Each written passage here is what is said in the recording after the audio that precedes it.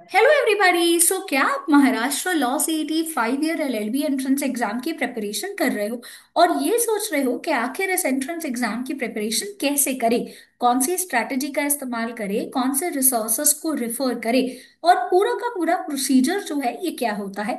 तो चलिए इस चीज को हम लोग डिटेल में समझते हैं। That is Maharashtra law CET entrance exam 5 years LLB 2026 की। तो सबसे पहले गाइस अगर हम देखें तो ये एंट्रेंस एग्जाम जो है यहाँ पे क्या होती है। ये एक ऐसी एंट्रेंस एग्जाम है जिसके थ्रू आपको लॉ कॉलेजेस में एडमिशन मिल सकता है। अब आपका जो कोर्स होगा ये 5 इयर्स का कोर्स होगा एंड ये 5 इयर्स का कोर्स आपका इंटीग्रेटेड कोर्स होगा। इंटीग्रेटेड कोर्स का मतलब है कि आपको एलएलबी डिग्री तो बट ऑब्वियस सी बात है मिलेगी ही मिलेगी, साथ साथ आपके पास ऑप्शन होगा बीए या फिर बीबीए या फिर बीएससी एलएलबी का। तो यहाँ पे ये दोनों डिग्रीज दैट इज ये इंटीग्रेटेड कोर्स आप कितने साल में कंप्लीट कर सकते हो, 5 इयर्स में कंप्लीट कर सकते हो। तो यहाँ पे ये जो एंट्रेंस एग्जाम है 5 इयर्स एलएलबी की, ये कंपलसरी एंट्रेंस एग्जाम है। क्या बिना इस एंट्रेंस एग्जाम को दिए आप ये कोर्स परस्यू कर सकते हो? The answer is no. तो अगर आप एक ऐसे स्टूडेंट हो जो महाराष्ट्र के टॉप लॉ कॉलेजेस को टारगेट कर रहे हो, तो चलिए समझते हैं कि इस एग्जाम की प्रिपरेशन कैसे करनी है। तो गाइस देखिए, ये एग्जाम जो है एक ऐसा स्टूडेंट अपियर कर सकता है जिसका 12th या तो कंप्लीट हो चुका है या फिर अगर वो 12th परस्यूइंग है, मतलब आपका अभी अभी जस्ट 11th खत्म हो चुका है और आप अपना 12th स्टैंडर्ड का एग्जाम 2026 ये साल में देने वाले हो, तो आप लोग महाराष्ट्र लॉ सीईटी 2026 की एंट्रेंस एग्जाम क्या कर सकते हो, अपियर कर सकते हो। ये एक ऐसी एंट्रेंस एग्जाम है जो साल में एक ही बार होती है और 2026 में ये एग्जाम कब एक्सपेक्टेड है? मई मंथ में एक्सपेक्टेड है। दैट इज आपका बोर्ड एग्जाम होने के बाद आपका ये एंट्रेंस एग्जाम होता है। ये एग्जाम आपका ऑनलाइन मोड में होता है। तो आपको पूरा का पूरा पेपर जो है ये कंप्यूटर बेस्ड फॉर्मेट में पूछा जाएगा। तो क्या आप लोग घर बैठे बैठे इस एग्जाम को अपियर कर सकते हो? नहीं, आपको एग्जाम के लिए रजिस्टर करना होगा और फिर जाके आपको सेंटर पे इस एग्जाम को अपियर करना है। ये एग्जाम टोटल आपकी 2 आवर्स की होगी जिसमें आपको टोटल 120 मार्क्स के क्वेश्चंस पूछे जाएंगे। हर एक क्वेश्चन आपका 1 मार्क कैरी करेगा और इसमें किसी भी प्रकार का कोई नेगेटिव मार्किंग नहीं होता है। बेस्ट पार्ट ये है कि ये पेपर आपका इंग्लिश और मराठी लैंग्वेज दोनों में कंडक्ट होता है। तो जिस भी लैंग्वेज में आप कंफर्टेबल हो उस लैंग्वेज में आप पेपर क्या कर सकते हो, अपियर कर सकते हो। एंड साथ ही साथ एग्जाम को देने के लिए कोई भी एज लिमिट जो है ये नहीं है।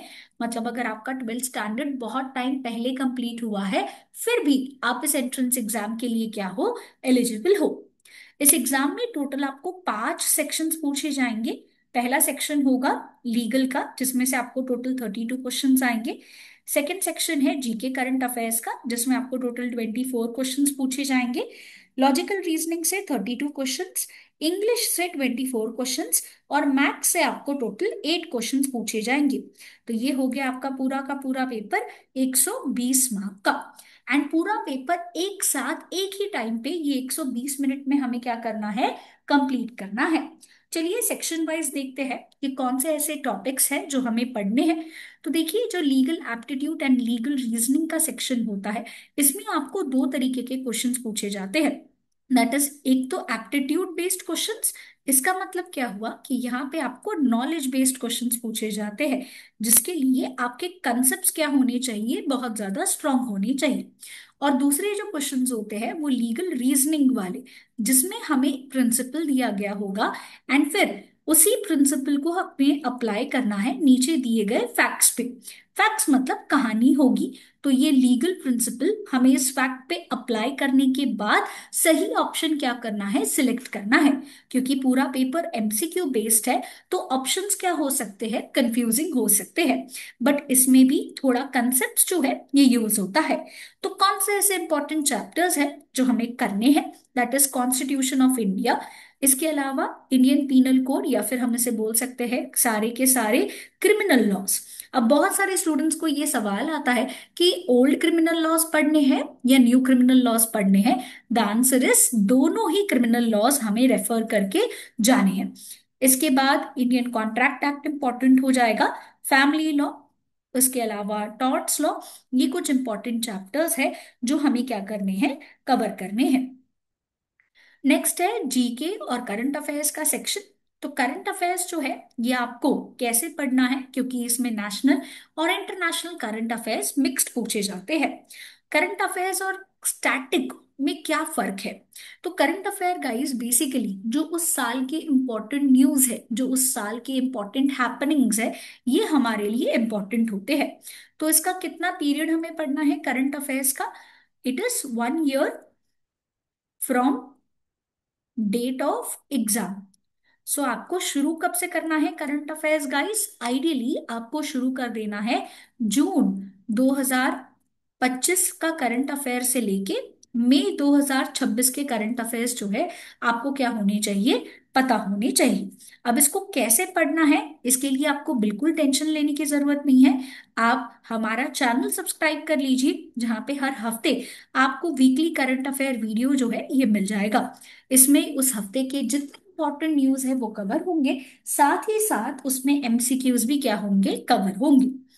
स्टैटिक जीके में हमें हिस्ट्री पूछा जाता है, इसके अलावा ज्योग्राफी आता है, इकोनॉमी आता है, एंड कुछ मिसलेनियस टॉपिक्स जैसे कि अवार्ड्स हो गए। अवार्ड्स में भी international awards and national awards दोनों पूछे जाते हैं।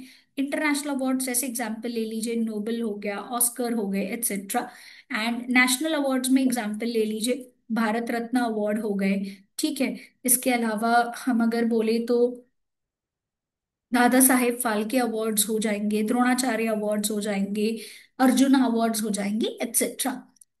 Apart from that sports category भी इंपॉर्टेंट होती है, international as well as national की। स्पोर्ट्स में इंटरनेशनल स्पोर्ट्स जैसे एग्जांपल ले लीजिए, ओलंपिक्स हो गया, कॉमनवेल्थ गेम्स हो गए, एटसेट्रा। नेशनल में खेलो इंडिया यूथ गेम्स हो गए।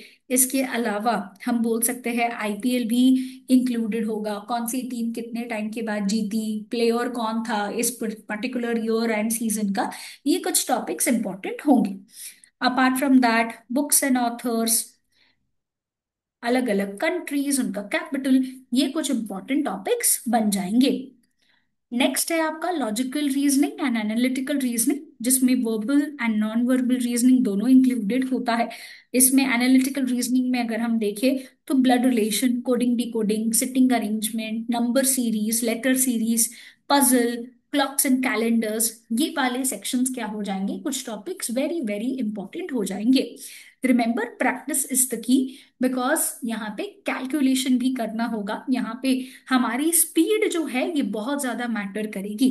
हमारे पास 1 ही मिनट और उससे भी कम का समय है एक क्वेश्चन को सॉल्व करने के लिए, तो स्पीड बहुत ज्यादा क्या करेगी, मैटर करेगी। नेक्स्ट है इंग्लिश का सेक्शन, जिसमें आपको वोकेबलरी बेस्ड क्वेश्चंस इंपॉर्टेंट हो जाएंगे। इसके अलावा ग्रामर, जिसमें pronouns, nouns, adjectives, subjectives, etcetera कुछ इंपॉर्टेंट हो जाएंगे।